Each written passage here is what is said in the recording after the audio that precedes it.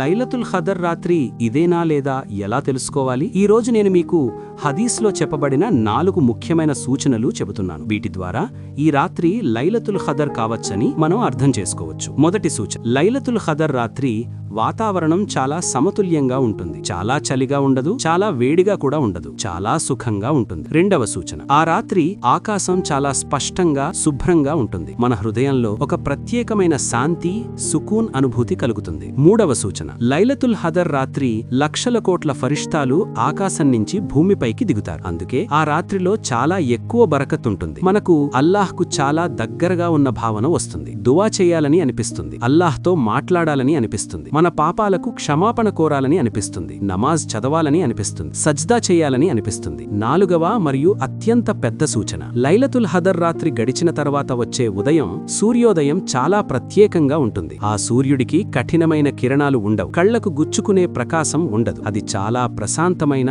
పవిత్రమైన సూర్యోదయం ఉంటుంది. చాలా మంది ఆ తరువాతి రోజు సూర్యోదయాన్ని చూసి అది లైలతుల్ ఖదర్ రాత్రి అని గుర్తిస్తారు. కానీ ఈ సూచన మాత్రం ఆ రాత్రి గడిచిన తరువాతే కనిపిస్తుంది. కాబట్టి ఈ రాత్రి ప్రాముఖ్యతను గుర్తించి రమజాన్ చివరి 10 రోజులలో వచ్చే 21, 23, 25, 27, 29వ రాత్రుల్లో ఎక్కువగా అల్లాహ్ను ప్రార్థించడానికి ప్రయత్నించండి. ఈ వీడియోను ఎక్కువగా షేర్ చేయండి. ఏమో, ఈ వీడియో చూసి ఎవరో ఒకరు లైలతుల్ ఖదర్ రాత్రి అల్లాహ్ను ప్రార్థిస్తే ఆ సవాబ్ మీకు దక్కుతుంది. మీకేమనిపిస్తుంది?